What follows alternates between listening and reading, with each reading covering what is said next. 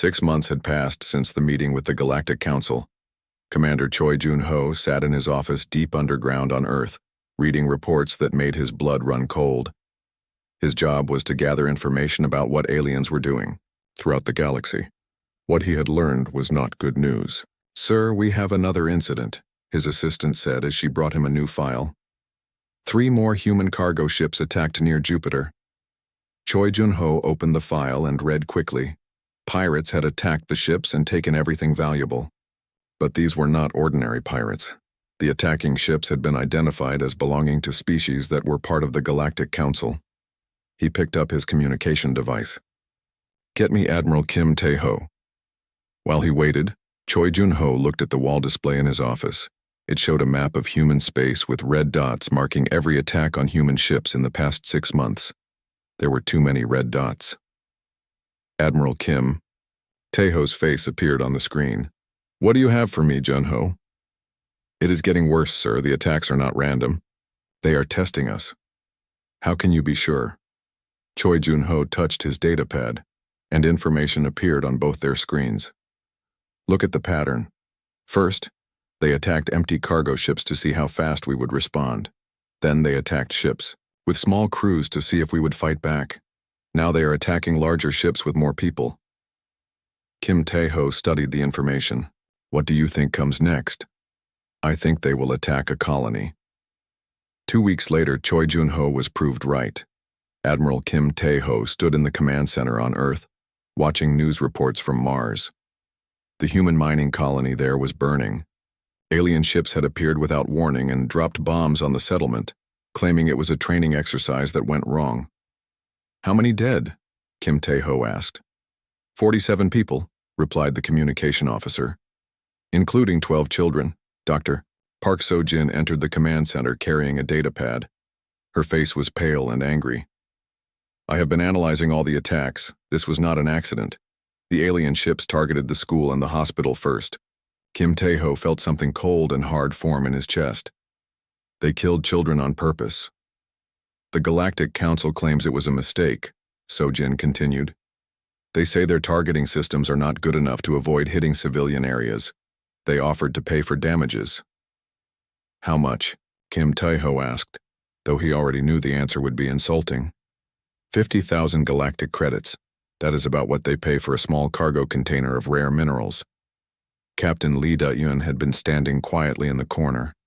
Now, she stepped forward. "Admiral, my soldiers are ready.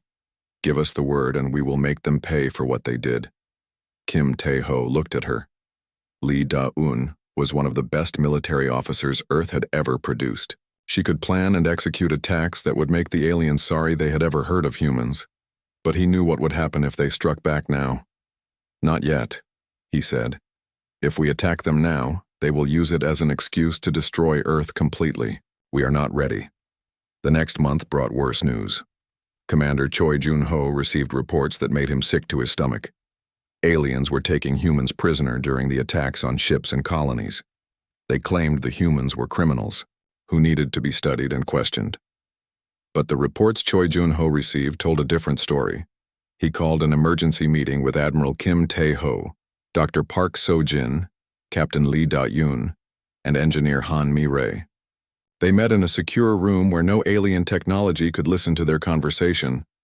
"The prisoners are not being questioned," Choi Jun-ho said without introduction. "They are being tortured and experimented on. The aliens want to know how humans think and fight. They are cutting people open to study human biology." Han Mi-rae, who was normally quiet and focused only on building better weapons, slammed her hand on the table. "We have to do something. We cannot let them treat humans like laboratory animals." "What exactly are they doing?" Dr. Park So-jin asked, though she clearly did not want to hear the answer. Choi Jun-ho hesitated, then opened his datapad. "They are testing human pain tolerance. They want to know what scares humans the most. They are trying to find ways to make humans give up fighting before a battle even starts." Admiral Kim Tae-ho was quiet for a long time. When he finally spoke, his voice was very soft. "How many prisoners do they have?" "At least 200 that we know of, maybe more." Captain Lee Da-yun stood up and began pacing around the room. "We have to rescue them." With what ships? Kim Tae-ho asked. The council demanded that we give them most of our military fleet, remember? They said it was for galactic peace. Then we build new ships, Han Mi-rae said. I have been working on designs that the aliens have never seen, ships that do not show up on their sensors, weapons that work differently than anything they expect. Dr. Park So-jin looked thoughtful. The aliens think they understand humans because they have studied our history and culture. But they are making the same mistake humans used to make when we studied animals. They think they know everything about us from watching us. What do you mean? Kim Tae-ho asked. They see that humans fight wars, so they think we are violent and stupid. They see that we argue with each other, so they think we are weak and divided. But they do not understand what happens when humans are truly threatened. Commander Choi Jun-ho leaned forward. The intelligence I have been gathering shows something interesting. The aliens fight wars very differently than humans do. When they have a conflict, one side wins and the other side surrenders or dies. They do not understand the idea of a long fight where both sides keep trying different strategies. They have never faced an enemy that adapts, Captain Lee Da-eun said, understanding immediately. They expect us to fight the same way every time. Engineer Han Mi-rae smiled for the first time in weeks. I can work with that. The final insult came 2 months later. A human medical ship carrying refugees from the Mars attack was traveling to Earth when alien warships surrounded it. The ship sent out distress calls explaining that they were carrying sick and injured people, including many children who had been hurt in the Mars bombing. The aliens destroyed the ship anyway. They claimed later that the medical ship looked like a military vessel and they had acted in self-defense. The Galactic Council accepted this explanation without question. High Arbiter Velthar sent a message to Earth saying he was sorry for the mistake and offering another payment for damages. This time, the payment was even smaller than before. Admiral Kim Tae-ho watched the news reports of the destroyed medical ship. He saw the interviews with families who had lost everyone they loved. He read the names of the dead children who would never grow up to see the stars. That night he called another meeting with his officers. The time for patience is over, he said when they were all assembled. The aliens think they can kill humans without consequences. They think we are too weak and too stupid to fight back. They think they know everything about us. He looked around, the room at the faces of Earth's best military leaders. They are wrong. Dr. Park So-jin spoke first. What are you proposing, Admiral? I am proposing that we show the Galactic Council what humans are really capable of when someone hurts our children. Captain Lee Da-eun sat up straighter. Are we talking about a military response? We are talking about war, Kim Tae-ho said simply. Total war. The kind of war that humans have spent thousands of years learning how to fight. The kind of war that aliens have never seen because they think war is just about having bigger weapons. Engineer? Han Mi-rae opened her datapad and began making notes. How long do we have to prepare? The Council has demanded that Earth surrender all remaining military ships next month. They say it is for galactic security. If we refuse, they will come and take our ships by force. Commander Choi Jun-ho smiled grimly. Then we should give them what they expect. We should appear to surrender our ships and accept defeat. While secretly preparing for the real fight, Captain Lee Da-eun finished. Admiral Kim Tae-ho nodded. The aliens think they have won. They think humans are beaten and ready to be slaves. We are going to let them keep thinking that right up until the moment we show them what a human war really looks like. Dr. Park So-jin was quiet for a moment, then asked, Are we sure about this? Once we start fighting, there will be no going back. The aliens will try to destroy Earth completely. Kim Tae-ho thought about the children who died on Mars. He thought about the humans being tortured in alien laboratories. He thought about the medical ship full of refugees that had been destroyed just to send a message. They already are trying to destroy us, he said. They are just doing it slowly because they enjoy watching us suffer. Well, humans have never been good at suffering quietly. He stood up and looked out the window at the night sky. Somewhere up there, aliens were laughing about how easy it had been to break the human spirit. Let them laugh, he said quietly. When we are finished, the only sound in the galaxy will be silence. Admiral Kim Tae-ho stood at the front window of his ship and looked at the massive space station ahead. It was bigger than anything he had ever seen. The station looked like a giant metal flower floating in space, with hundreds of arms reaching out in all directions. Lights blinked along its surface like stars. "Sir, we're getting a message from the station," said his communication officer. "Put it on the main screen," Kim Tae-ho replied. A face appeared on the screen. It looked almost human but had pale blue skin and no hair. Its eyes were completely black like deep pools of water. When it spoke, its voice sounded like music. "Welcome, primitive ones. I am High Arbiter Velthar of the Galactic Council. You may approach our station but do not bring any weapons." Kim Tae-ho felt his jaw tighten, but he kept his voice calm. "This is Admiral Kim Tae-ho of the Earth Defense Fleet. We come in peace and seek friendship with all galactic peoples." The alien on the screen made a sound that might have been laughter. How sweet. The little humans want to be friends. The connection ended. Behind Kim Tae-ho, Dr. Park So-jin shook her head. "That was not a good start," she said quietly. So-jin was Earth's best expert on alien cultures, even though she had never met any aliens before today. She had studied every piece of data they received from the first alien contact 3 months ago. "Stay calm," Kim Tae-ho told his crew. "We knew this would not be easy." Their ship moved slowly toward the docking bay. As they got closer, they could see other ships already docked. Some looked like giant insects made of metal. Others were smooth and white like eggs. One ship looked like it was made of living crystal that changed colors as they watched.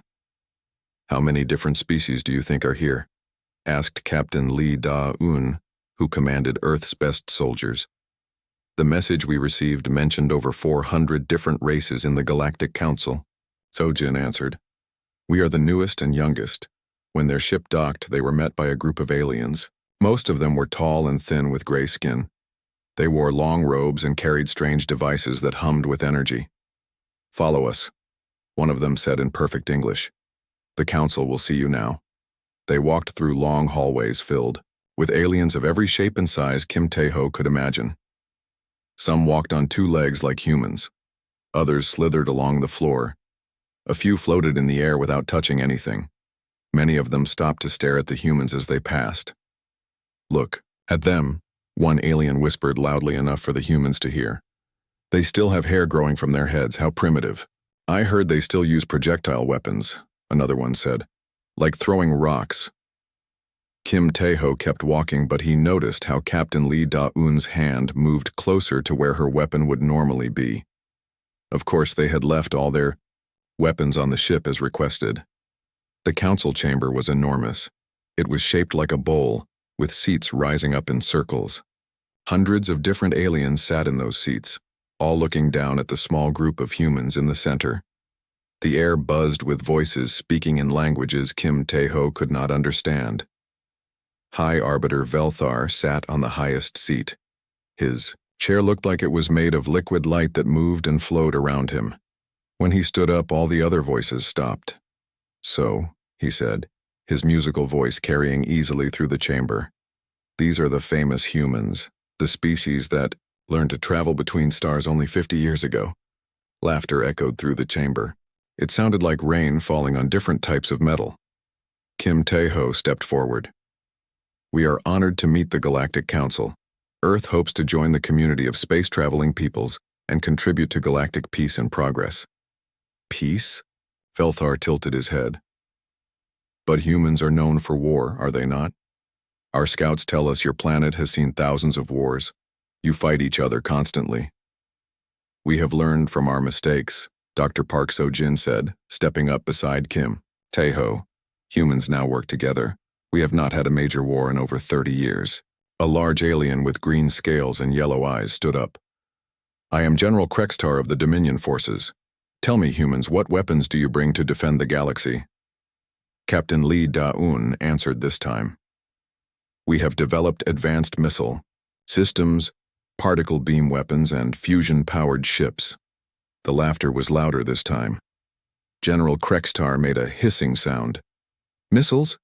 You mean you still throw things at your enemies? How wonderfully primitive." Another alien spoke up. This one looked like a walking crystal formation that sparkled with inner light. I am Ambassador Nixara. Human weapons technology is approximately 3,000 years behind current galactic standards. Perhaps they could serve as entertainment. Kim. Tae-ho felt heat rise in his chest, but he kept his face calm. We may be new to space travel, but we are eager to learn and contribute what we can. Yes, yes. High Arbiter Velthar waved one long-fingered hand. The question is, what can primitives like you possibly contribute to a civilization that has existed for millions of years? Dr. Park Sojin opened the datapad she carried. Earth has rich natural resources. We have rare elements, beautiful art, and unique cultural perspectives. Resources, Velthar repeated. Yes, that might be useful. Very well. The Galactic Council accepts Earth as a member species, but only at the lowest level of citizenship. He touched something on his chair, and a holographic document appeared in the air above the humans. These are your obligations as a junior member species. You will provide tribute of rare minerals, art objects, and biological samples. You will restrict your ships to your home solar system unless given special permission to travel. You will submit all military technology for council review and approval. Kim Tae-ho read through the floating text. The demands were enormous. Earth would have to give away half of everything they produced. They would become a mining colony for the rest of the galaxy. This seems rather harsh for a peaceful species that simply wants to join galactic civilization, he said carefully. Harsh? General Krextar's laugh sounded like stones grinding together. These are standard terms for primitive species. You should be grateful we allow you to exist at all. A new alien spoke from somewhere in the upper seats. This one looked like a giant insect with too many arms and glowing red eyes. Perhaps we should test their military first, see if these humans can actually fight or if they just make noise. An excellent idea, War Chief Gorthun, Velthar said. We will arrange some simple combat exercises. Nothing too dangerous, of course. We would not want to damage them before they start paying tribute. The laughter that followed made Kim Tae-ho's stomach turn cold. These aliens were not just dismissing humans as primitive. They were treating them like animals in a zoo. Captain Lee Da-eun leaned close to Kim Tae-ho's ear. Sir, we should leave. Now. But Dr. Park Sojin stepped forward again.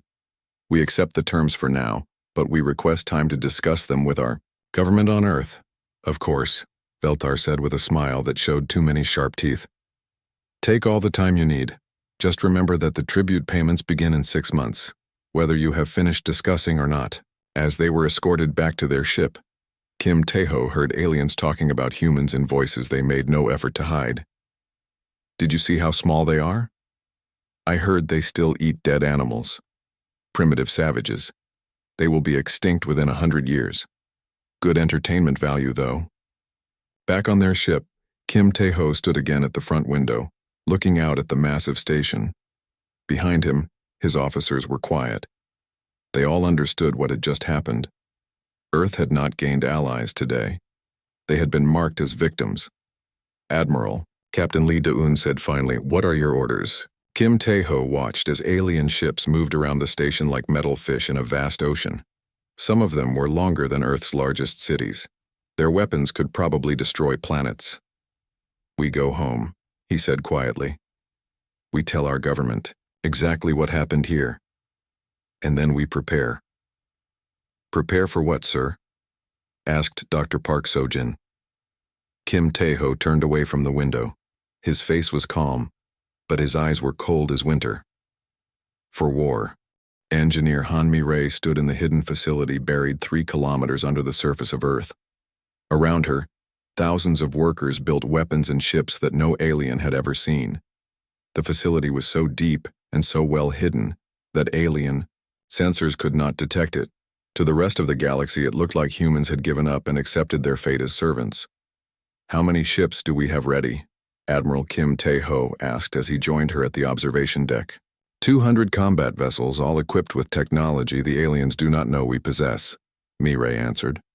Plus another 50 support ships for long-range operations. Kim Tae-ho nodded approvingly. Above ground, Earth had officially surrendered its military fleet to the Galactic Council as demanded. The aliens had been pleased to see humans finally accepting their proper place in the galaxy. They did not know that the fleet they had taken was made up of old ships with outdated technology that humans were happy to get rid of. "What about the new weapon systems?" he asked. Mireille smiled. It was not a nice smile. "The aliens use energy shields that stop particle beams and plasma weapons, so our ships do not carry particle beams or plasma weapons. They carry something much simpler." She led him to a display showing one of their new missiles. Solid metal projectiles fired at 90% of light speed. The aliens call this primitive technology, but their shields are not designed to stop physical objects moving that fast. And the stealth systems? Perfect. Our ships absorb all energy instead of reflecting it. To alien sensors, they are completely invisible until the moment they fire. In another part of the facility, Captain Lee Da-Yun trained soldiers in tactics that aliens had never encountered. Her training rooms were designed to look exactly like alien ships and stations. Every detail had been copied from intelligence gathered by Commander Choi Jun-ho's spy network. "Remember," she told her soldiers, "aliens fight wars by lining up their biggest ships and shooting at each other until one side gives up. They do not understand guerrilla warfare. They do not know how to fight an enemy that attacks from hiding and then disappears." One of her soldiers raised his hand. "Captain, what if they try to negotiate once we start winning?" Lee Da-Un's expression became cold. "There will be no negotiation. They had their chance for peace when they first met us. They chose to torture and kill human children instead. Now they get to learn what humans do to people who hurt our children." Meanwhile, Dr. Park So-jin worked on something just as important as weapons and tactics. She studied alien psychology, looking for ways to break their will to fight. Her research had revealed something interesting about the species in the Galactic Council. "They have never lost a war," she explained to the other officers during their weekly planning meeting. "In their entire history, whenever they fought someone, they won quickly and easily. They do not know what it feels like to be afraid of an enemy." "That will change," Admiral Kim Tae-ho said quietly. Commander Choi Jun-ho had been busy as well. His agents had infiltrated alien military installations throughout the galaxy. They had learned alien communication codes, mapped the locations of important bases, and identified which alien leaders were most important to their war effort. "The best part is that they still think humans are too primitive to have effective spies," he reported. "Their security is designed to stop advanced alien infiltration techniques. They never considered that humans might use simpler methods that actually work better." "Such as?" Choi Jun-ho grinned. "We pretended to be a primitive species that just wanted jobs cleaning their facilities and maintaining their equipment. They were so pleased with themselves for giving work to poor backward humans that they never bothered to check what we were really doing." "How many agents do we have in place?" 3,000, spread across 47 star systems. They are in communication networks, supply depots, command centers, and weapons facilities. When we give the signal, they will know exactly where to hit the aliens to cause maximum damage. The months of preparation continued in secret while Earth appeared to accept its role as a servant species. Human tribute ships delivered rare minerals and art objects to alien worlds. Human scientists shared their research with alien laboratories. Human diplomats smiled and bowed when aliens insulted them. The aliens were pleased. High Arbiter Velthar made speeches about how well the human pacification program was working. General Kregstar used human compliance as an example of how primitive species should behave. War Chief Gorthon complained that humans were too boring now that they had stopped fighting back. None of them suspected what was really happening. In the hidden facility, Han Mireille finished the most important project of all. She called it the Communication Killer. It was a device that could shut down alien communication networks across entire star systems. The aliens coordinate their fleets using quantum communication. "Links," she explained to Admiral Kim Tae-ho. "They think these links cannot be interrupted or blocked. They are wrong." She showed him a small device that looked like a simple metal cube. "When we activate these, alien ships will not be able to talk to each other or to their command centers. Each ship will be fighting alone with no idea what is happening to the rest of their fleet." "How many do we have?" Enough to cover every major alien military installation in the galaxy. Our agents have already planted them. All we need to do is send the activation signal. Captain Lee Da-yoon had finished training her special forces teams. These soldiers were equipped with weapons and armor, designed specifically for fighting inside alien ships and stations. They had studied alien anatomy to know exactly where to hit each species for maximum effect. The aliens think humans are weak because we are smaller than most galactic species, she told Admiral Kim Tae-ho. They do not understand that being smaller makes us harder to hit and allows us to move through spaces where they cannot follow. Her soldiers had also learned to use alien overconfidence against them. They knew that most aliens would underestimate human fighters right up until the moment those humans killed them. Dr. Park So-jin had completed her psychological warfare program. She had created messages and images designed to break alien morale and make them afraid to fight humans. The messages would be broadcast on alien communication networks during the attack. I have studied every alien species in the Galactic Council, she reported. Each species has fears and weaknesses that humans can exploit. The key is to make them understand that humans are not like any enemy they have faced before. What do you mean? Kim Tae-ho asked. Most species fight until they lose, or win, then they stop. Humans fight until the enemy cannot fight anymore. The aliens do not understand the concept of total war. Commander Choi Jun-ho brought the final piece of the plan. His spy network had identified the perfect moment to strike. Next month, the Galactic Council is holding its Grand Assembly, he reported. Representatives from all member species will gather at the main council station. Most of their military leaders will be there, along with their most important ships. How many ships are we talking about? Admiral Kim Tae-ho asked. Over 10,000 vessels from dozens of different species. It is the largest gathering of alien military power in galactic history. They are planning to discuss how to better control primitive species like humans. Kim Tae-ho looked around the room at his officers. These people had spent months preparing for this moment. They had built weapons, trained soldiers, and planned strategies that would shock the entire galaxy. Are we ready? He asked. Engineer Han Mi-rae nodded. Our ships are faster and more powerful than anything the aliens have. Our weapons will cut through their defenses like they are not even there. Captain Lee Da-yoon stood at attention. My soldiers are ready to board alien ships and show them what human warriors can do in close combat. Dr. Park So-jin smiled grimly. The psychological warfare programs are prepared to break alien morale completely.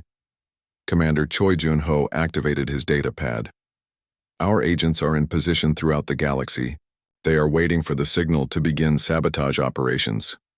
Admiral Kim Tae-ho walked to the window that looked out over the hidden shipyard.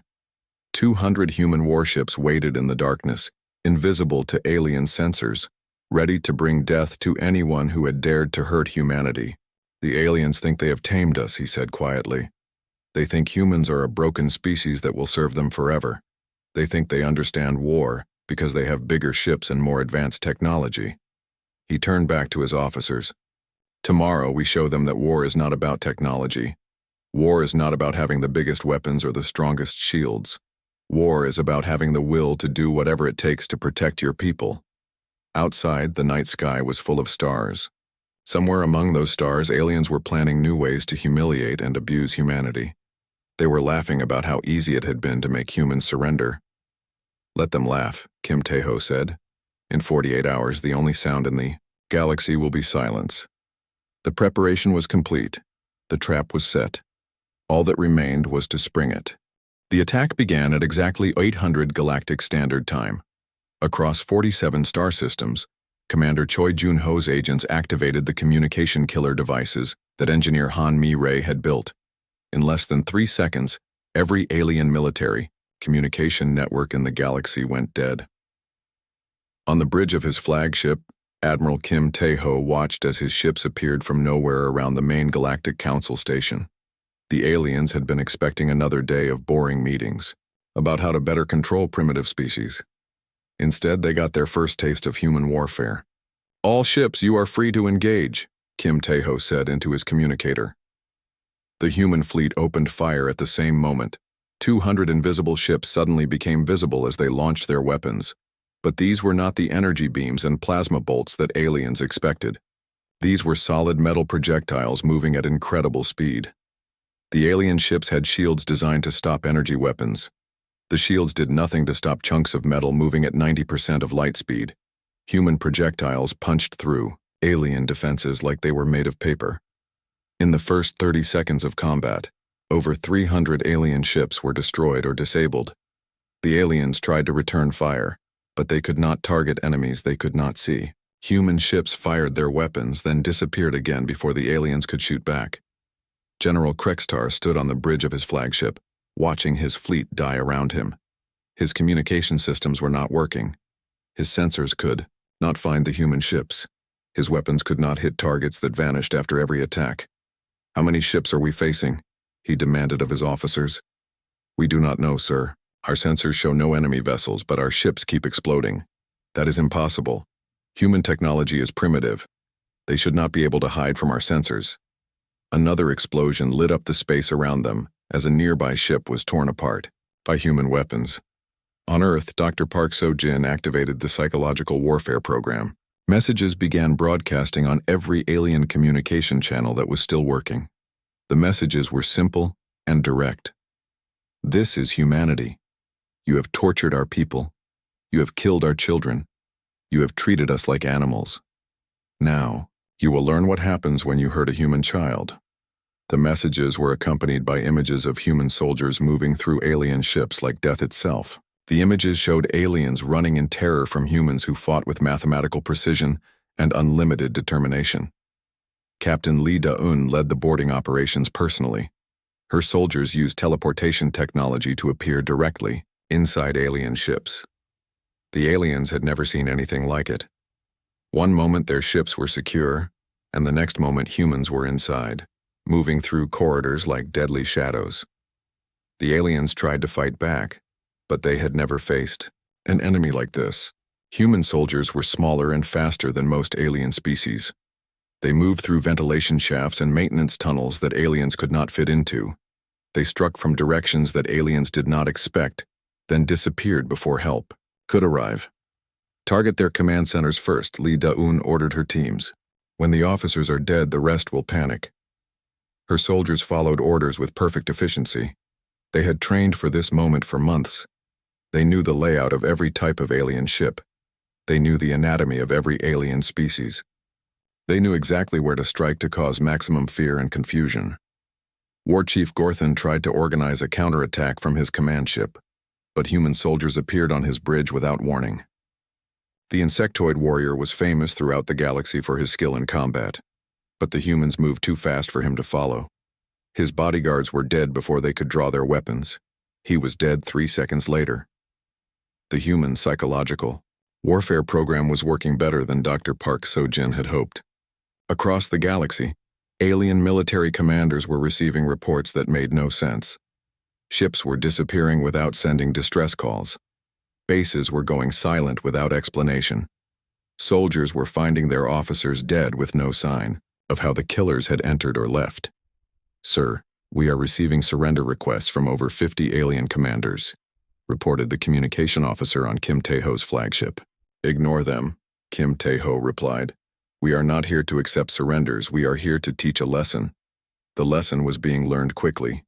In the space around the council station, alien ships tried to flee, but human vessels were faster. They hunted down the escaping aliens like wolves chasing sheep. No alien ship was allowed to leave alive.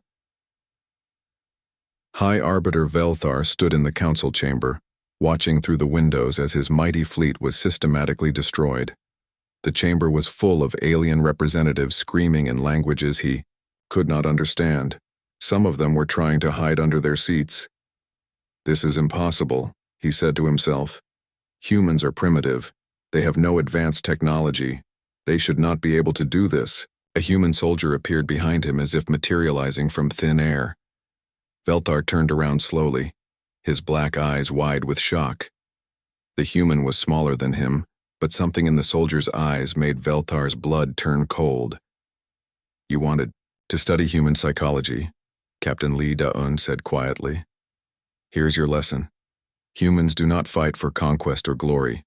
We fight to protect our children. And when someone hurts our children, we do not stop fighting until that someone is dead.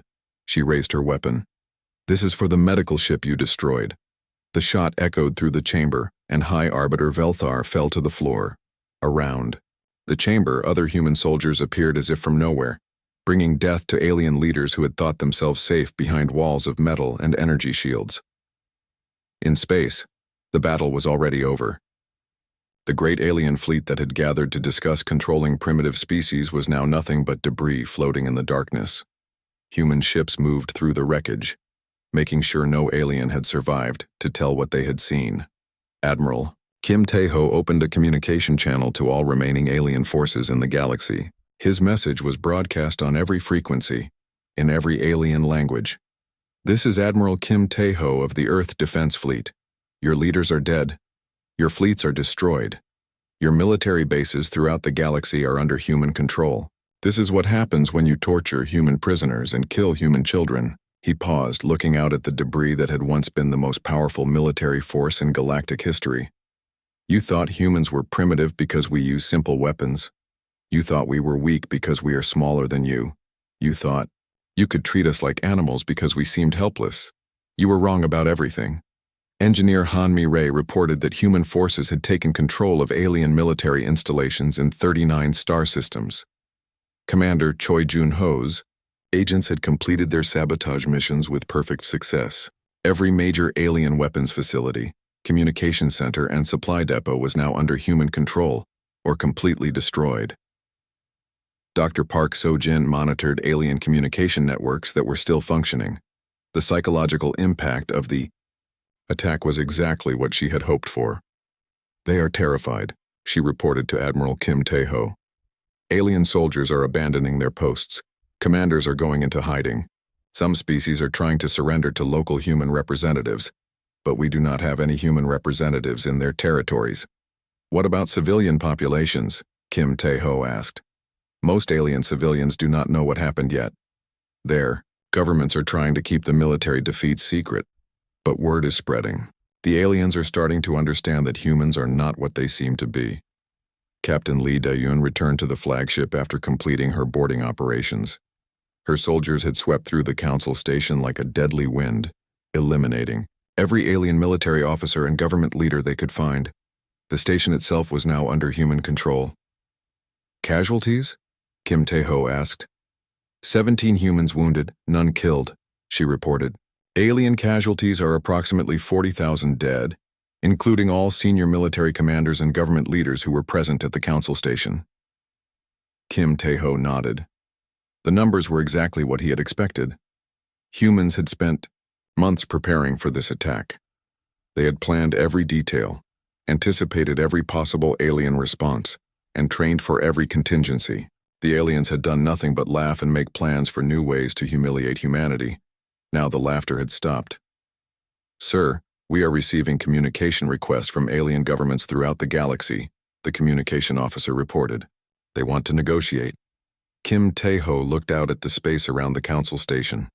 Pieces of alien ships drifted in the darkness like metal snow. Some of the debris was still burning, creating small stars that flickered and died. Tell them we will consider their requests, he said finally. But first they need to learn what complete defeat feels like. He turned to his officers. Phase 2 begins now. I want every remaining alien military installation in the galaxy destroyed or captured within 72 hours. No exceptions, no mercy, no survivors among military personnel. Engineer Han Mi-rae smiled grimly. It will be done, Admiral. Captain Lee Da-yoon checked her weapon systems. My soldiers are ready for the next wave of boarding operations. Commander Choi Jun-ho activated his communication network. 3 days after the destruction of the Galactic Council fleet, the surviving alien leaders gathered in an emergency meeting on the planet Xerion Prime. The meeting hall that had once held thousands of representatives now held fewer than 200. The rest were dead, captured, or too afraid to leave their home worlds. Ambassador Nixara, her crystal body dim with fear, stood at the center of the nearly empty chamber. We must face the truth, she said. her voice lacking its usual musical confidence. We underestimated the humans completely. The few remaining military officers sat in stunned silence. General Krextar was dead, killed in the first wave of attacks. War Chief Gorthon was dead, executed on his own command ship. Most of the galactic military leadership had been eliminated in surgical strikes that happened faster than anyone could have imagined. "How many ships have we lost?" asked Commander. Fextel, now the highest-ranking military officer left alive. 93% of all military vessels, came the answer from a trembling aide. Human forces have captured or destroyed over 15,000 ships in 3 days. Our remaining forces are scattered across the galaxy with no way to communicate with each other. The silence that followed was deafening. These beings had ruled the galaxy for millions of years. They had never lost a battle, never faced a serious threat to their power. In 3 days, humans had reduced their mighty civilization to a broken, frightened shadow of what it had been. On Earth, Admiral Kim Tae-ho stood in the same command center where he had planned the attack months earlier. Around him, his officers coordinated the final phases of what they called Operation Silent Galaxy. Human forces were systematically eliminating every trace of alien military power throughout the known worlds. "Report," he said simply. Engineer Han Mi-rae looked up from her data displays. "All major alien weapons facilities are under our control. We have captured enough advanced technology to keep our scientists busy for the next century. More importantly, we have destroyed their ability to build new weapons." "What about their shipyards?" Kim Tae-ho asked. "Gone. Every facility capable of building military spacecraft has been reduced to metal debris. It would take them 50 years to rebuild the infrastructure they lost in the past 3 days, and that is assuming we let them try," Captain Lee Dae-yoon reported next. "My boarding teams have secured all remaining alien command centers. We have rescued over 800 human prisoners from alien laboratories and research facilities." Her voice became very cold when she added, "The aliens responsible for torturing those prisoners are no longer a concern." Commander Choi Jun-ho nodded grimly. "Our intelligence networks report complete collapse of alien military command structure. Most of their surviving officers have gone into hiding or are trying to flee to uninhabited systems. Several alien species have already begun fighting each other for control of resources, now that humans have removed their common leadership." Dr. Park So-jin had perhaps the most important news. "The psychological impact is exactly what we intended. Alien civilian populations throughout the galaxy are in panic. Many species are demanding that their governments surrender to humanity immediately. Others are blaming their leaders for starting a war they could never win." Kim Tae-ho listened to each report with satisfaction. The plan had worked better than they had dared hope, but now came the most important part of the operation. "Begin Phase 3, he ordered. On Zerion Prime, the surviving alien leaders were still trying to understand what had happened when a new message arrived. It was broadcast simultaneously to every planet, every ship, and every communication device in the galaxy. The message came from Admiral Kim Tae-ho, speaking from his flagship, now in orbit around the former council station. "To all alien species and governments," his voice said calmly. "This is Admiral Kim Tae-ho of the Earth Defense Fleet. Your military forces have been destroyed. Your leaders who ordered attacks on human civilians are dead. Your ability to wage war has been eliminated." The alien leaders in the meeting hall listened in complete silence. Some of them were shaking with fear. "You are probably wondering what comes next," Kim Tae-ho continued. "You are probably expecting humans to do to you what you planned to do to us. You expect us to make you our slaves, to torture your prisoners, to kill your children for entertainment." Ambassador. Nixara felt her crystal structure dim even further. That was exactly what she expected. "But you are wrong again," the human admiral said. "Humans do not fight for conquest. We fight to protect our people and to stop those who would harm innocents. Now that you can no longer threaten humanity or any other species, we have no interest in ruling over you." The aliens in the meeting hall looked at each other in confusion. What did this mean? However, Kim Tae-ho's voice continued, "The galaxy has clearly demonstrated that it needs new leadership. The old Galactic Council proved that it was corrupt, cruel and unfit to govern civilized beings. Therefore, Earth is establishing a new galactic government based on principles you apparently never learned. A new voice joined the broadcast. Dr. Park So-jin spoke with the authority of someone who had studied every aspect of galactic civilization. The new Galactic Republic will be founded on these principles, she announced. First, no species may attack or enslave another species for any reason. Second, all sentient beings have the right to live free from fear and oppression. Third, any government that tortures prisoners or kills civilians will be removed from power permanently. Admiral Kim Tae-ho's voice returned. These principles are not requests or suggestions. They are laws that will be enforced by human military forces. Any species that violates these laws will face the same fate as your former military leadership. On Zerion Prime, Commander Vex Thule found the courage to speak. What if we refuse to accept this new government? What if we choose to fight? The answer came not from the broadcast, but from Captain Lee Da-eun, who appeared in the meeting hall as if materializing from empty air. The alien leaders gasped in terror. They thought they were safe behind the most advanced security systems in the galaxy. You can try to fight, she said calmly, her weapon ready but not yet aimed at anyone. But you have seen what happens when someone fights humanity. Your choice is simple. Accept the new government and live in peace, or reject it and join your former leaders in death. Behind her, more human soldiers appeared. They surrounded the alien representatives who just days before had been the most powerful beings in the galaxy. Now they cowered like frightened children. Ambassador Nixara was the first to speak. We accept the authority of the new Galactic Republic. One by one, every surviving alien leader in the hall repeated the same words.